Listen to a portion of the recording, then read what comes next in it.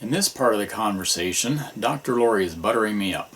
She has offered to write me a prescription for something I need after years of very little contact and refusal to write me prescriptions.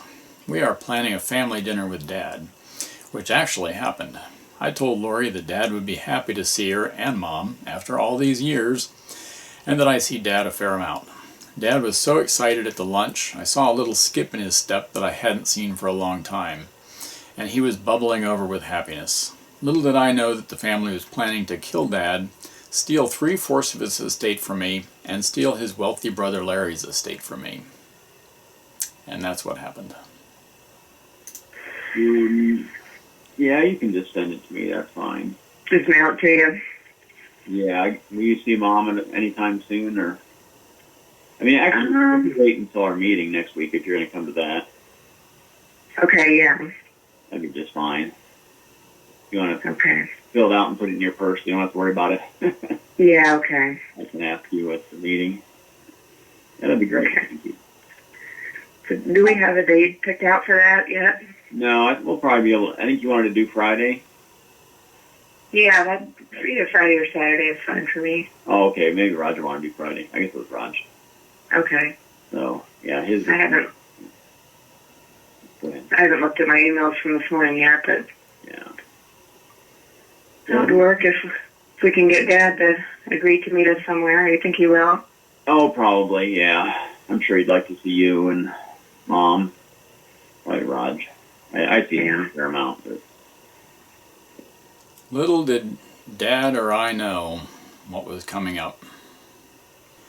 Also, about 12 minutes into this clip, Joe mentions some trees and Travis. I'm going to get into that in another part of the clip, I think, but this guy Travis had cut down some trees on a neighbor's property, and there was quite a big fuss about it. And at some point, Mom said she doesn't understand what the big deal is. They're just some stupid trees.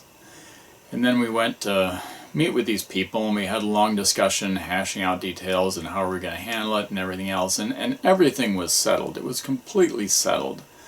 And then Mom burst out crying that she was so sad that those trees got cut down, and I would not have known if she was really crying or fake crying. I mean, she could have won an Oscar award for that crying routine. I was shocked.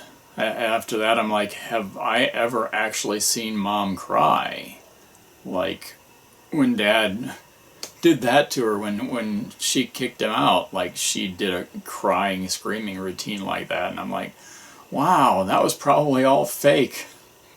This next recording is of Dr. Lori from about 4 months before Dad's death. Dr. Lori and Dr. Roger were buttering me up with calls and conversations after years of almost no communication. Lori says that she didn't feel bad about Dad, and that she hasn't seen Dad all these years because she didn't have interest in doing the things that Dad wanted to do when we were young. That doesn't really make sense. Why would she not see Dad all these years if she did not have hard feelings and she just didn't want to go hiking when she was a teenager? All right.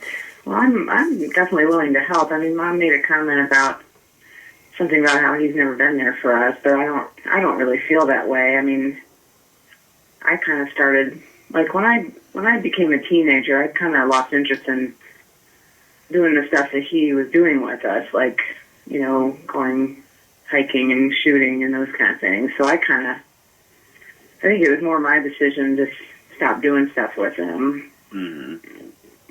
So I don't have any hard feelings against him or anything. I just haven't been close with him all these years. But I don't begrudge him or anything. I'd be glad to help him in any way. Yeah. Doesn't really make sense. This next recording is from the same audio recording. I know that Dad's basement floods. I've been down there several times when it is flooded. Lori is asking about Dad's house, and she doesn't know if Dad has a second floor. This is the woman that was made Dad's healthcare power of attorney 2 weeks before Dad's death, behind my back. Do you think that he'll agree to let us help him at all? Like, if it came to messing around inside his house? I think so. I mean, he's not wanted me to touch much. I mean, Yeah. it's completely ridiculous. He claims he won't be able to find things, but he can't find things anyway. And Right. yeah, my latest email is that there's a fair amount of room upstairs rather than worrying too much about the basement. The problem with the basement is that he has a sump pump, and if the power goes out, his basement floods. Which I've been down there, and it's been like 2 feet of water with cans floating around in it, and his freezer. Oh my gosh. So yeah, I don't think we ought to put anything of value down there, but Yeah. the upstairs is fine. There's 2 big rooms, and I think at some point I moved some stuff up there, but I don't remember how much. And but I think there's plenty of room. Is there a second floor, or are you just referring to the main floor? No, there's a second floor. There is a second floor? Yeah, there's like 2 bedrooms up there, and they're pretty spacious. It's over the whole house, so. Yep. Never been in Dad's house. I don't think she's been to his house ever at that point. I'm sure of it, actually.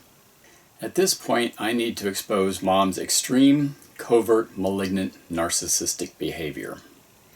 Covert means that people don't see it. They see a sweet, innocent old lady. Malignant means that she's extremely sick, which is the case. So she has extreme, covert, malignant, narcissistic behavior. Hello everybody and welcome back to my channel. As you know, I'm Coach Lilia. I'm a relationship coach and a narcissist abuse survivor myself. And I know I haven't posted on here in a while. I really want to take the focus on narcissistic women, okay? Because these are mothers that raise children that are severely traumatized. There are so many men that are being domestically abused that we don't talk about it enough because men don't talk about it. And, you know, we typically think of a narcissist as somebody who's a male, grandiose person, right? With zero empathy, of course. But we need to talk more about how narcissism is manifested in women. Today I want to talk to you about how does a narcissistic wife treat her husband in a marriage or a domestic relationship, right? As long as it's like a long-term relationship where they're living together for a number of years. So let's go ahead and dive into it. Number one, you as the male, you will always feel like the problem. I have clients that ask me all the time, am I the problem? Am I the narcissist? Is it my fault? No, it's not your fault, okay? This is exactly how an abuser wants you to feel in that relationship. They will basically blame you for everything. They will always be unsatisfied. You will always feel like you're disappointing them all the time, and you're gonna think it's your fault, and you're gonna try harder, and she's gonna basically embarrass you more. She's going to take away your manhood. She's always going to explain things to you like you're a little child, you know, like if you're drying the dishes, why did you put them here? Or if you buy something that's a brand that she doesn't like, why did you buy this brand? You know, I don't like this. Like, it's always going to be that nagging, nothing's ever good enough, there's never going to be that good job, thank you so much. No, you're never going to hear that. Everything you do is going to be incorrect, and you will believe it, and you will truly feel like you're the problem in the relationship. So please, if you're the man that's suffering from this kind of abuse, I want to tell you right now, it's not your fault she's making you feel like this on purpose. The next one here is that there's always going to be this queen-servant dynamic, okay? Not queen and king dynamic. No, it's more that she's the queen and you're working for her. So you're going to find yourself reporting to this woman on everything. She's staying at home, you're bringing home the paycheck, you're giving the paycheck to her. If you have any spending at all, you report that to her. Why did you buy this? Why did you buy this? Why did you buy this? You're going to hear this from her all the time because you are not in charge of making your decisions. You're working for her. Remember that? It's a servant and queen dynamic. So man, if you feel like you have to report about your finances, about things that you spend to your wife, I'm not talking about making decisions together, sharing what you want to buy. No, I'm talking about when you have the necessity to report to her and she lashes out on you and criticizes you on things that you want to make decisions on your own. That's a problem, okay? That's control because you're not working for her. You're a grown man. So get that out of your head that it's normal for you to report to her. Another weird mannerism as a result of being an adult child of a narcissist is being the fixer all the time. Adults who grow up with narcissistic parents constantly feel the need to resolve others' issues. a role adopted from having to mediate or mitigate problems, lessen problems, because of their narcissistic parent, often at a personal cost. And again, the parent may be inappropriate. We then will step in and try to make it better, either for others or for ourselves or for the parent.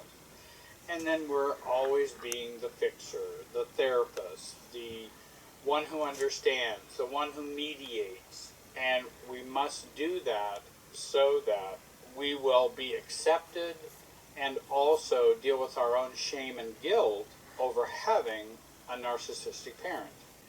This next clip demonstrates what's shown in those videos. Joe says he did the drive, and Mom is very unhappy about it. You good? That's good. Everything okay out there? Yeah. Yep. Yeah.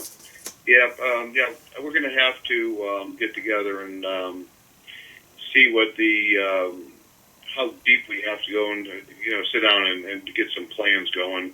Because we're going to have to do is make a framework here and weld everything. And there's welding. There's plates on it. We can bolt things together. Mm-hmm. For like mounting plates. This things they were like 8-inch tubes with a flat plate on the bottom with holes in it. Okay. And it was narrow, and it the south pier, the north pier, and then the two crossover pieces that we bolt on. Okay. And there may be some gussets that we could bolt on afterwards. We'd have to. I'll show you what I want to do, but anyway. Okay. So how are you faring after all this driving? Oh, pretty good. Yep. Back's hanging in there, so we're good. Yeah. The second day. How many miles did you do the second day? A little over 500, I think. So you did 5 and 5 or 6 and 5? Well, we lost some time up around. Yeah. I think we drove a little extra up there. I'm not really sure, but yeah, we were close to 500 the second day. So. Yeah. Your mom was spent. I haven't talked to her. She didn't talk to me at all. She basically, I unloaded her car. She walked in. She wouldn't say anything. Basically, I just let her go. We thought we were going to go out to eat, and then she went into the bathroom, took a shower, went to bed. I haven't talked to her since. She won't answer the phone. Wow. Have you talked to her today? No, I have not. Yeah, I don't know what it is. You seemed good on the trip. I mean, Yeah. I don't know. I mean, it's a long wearing trip, but Yeah. Well, she might have got upset because I had for some reason she gets upset when I do things like I had the driveway sealed while she was gone. No big deal, but for most people. yeah. But I had it all nice and done, and it was all dry and everything. I called her up and told her that she could drive across it, and basically I don't know if she took offense to me doing something without asking her. You know how it is. Yeah. Anyway, but she seemed to be pretty well spent the time she came home. Of course, she probably talked a lot to her. I'm sure that didn't help anything. No, it doesn't. No. Yeah. They were off doing their little whispering thing while I was there, so I'm not sure what they were talking about, but. Yeah. It's pretty evident that when she comes back, she's been brainwashed. Yeah. The barf thing. Anyway. I don't know what. Yeah, I mean, it's like they're just trying to waste as much money as possible. I mean, why do we have these guys going up there for $50 an hour? I don't know. For what? I don't understand it either. Now, finally, I think she's starting to get to the point where she is starting to cut back on the things of, like, taking the snow off the goddamn solar panels. Yeah. So what if the generator runs, Yeah. Why pay, $50 to have, to save, $2 worth of solar power? Yeah. Yeah. I mean, in that respect. Yeah. So, yeah, you're using propane to take its place, but you're not using that much anyway, for God's sake. It's not doing anything out there. Right. Yeah. Well, we got to shut down now. I hope it doesn't mess around with stuff, but of course we got keys to everything, and it's But she wants to have, I don't trust Dana any farther than I can throw the son of a bitch. No. You can tell that he's out there for his own gains, and they're looking to steal the snow plow from us, the snow blower from us, because it'll fit on his, and that's the only reason that they're there. I mean, it's insane. Yeah. Absolutely insane to have somebody drive from board to shovel snow off the back steps. Yeah. So what? Yeah. Yeah. I don't know. And what was the situation with the trees? Anything resolved there? Oh, no, it's basically Cabot's issue, and, we went over and talked to him briefly, and that's, Yeah. that's the last of it. They're going to deal with what's his name, Travis. And, Travis, yeah. so that's I don't know. Yeah. But anyway, but you know, I'm trying to do the best I can, but I don't know. Yeah. I don't know. As usual, just give her a couple days to settle down. But Yeah, I hope so. Okay. Well, I'll talk to you later. We'll work it out this weekend if you have time. Maybe Saturday might be better because I'm not working this Saturday. okay. Did Mom seem to be hobbling or anything like that, or did she seem okay as far as that goes?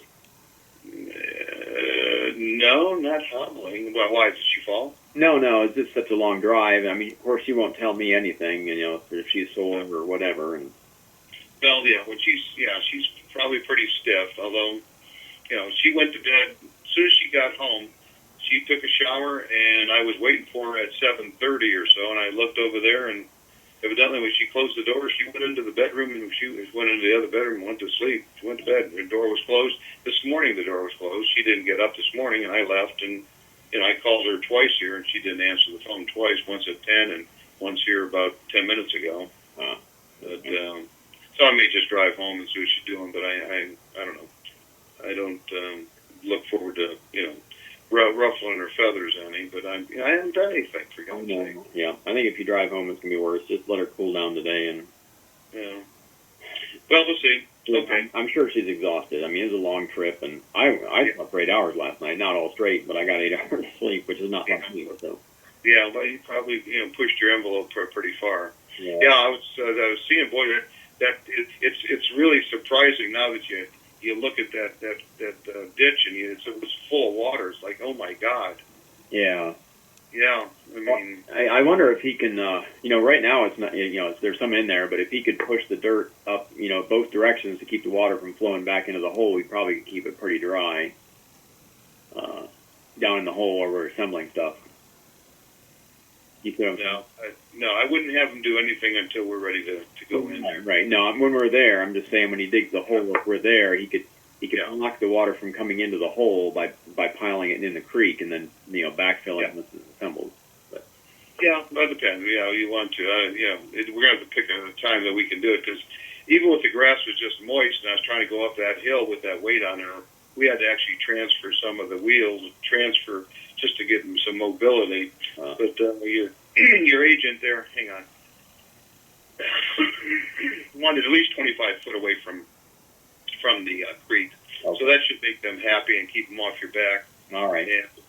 And this way here we can work around the backside until we design the bridge and get it built there. Anyway, you can come in and we can do some welding, here and stuff, and we'll have to do some sketches and cutting and stuff. I got a new band so I can cut. So some of these beams we might have to cut, or some we may just use and let them stick up high enough, Yeah. On the I-beams, I know we probably won't use them, but what's the thickness on those? They're quarter inch, Quarter inch. 5/16. And how long are they? They're different size. I mean, some of them are, I don't know. I thought they were 17 feet, but some of them look longer. I'm going to have to go out here and measure. But, maybe you can come in Sunday and I can meet you down here after you're dancing, and I can show you what we have in mind. Okay, sounds good. Okay, All right. talk to you later, Steve. Okay. Bye. So yeah, that demonstrates me, the child of the narcissist, trying to be the fixer. That's more evident in the next clip that I'm going to play. But yeah, I'm trying to... this has happened for years, since Joe's first started spending the night at our house. Mom would get mad at him, and I was always consoling him. Same with Dad, even at age 10, I was trying to console Dad after Mom had her fits. So it's been, I don't know, it's been the same forever. It's the same scenario.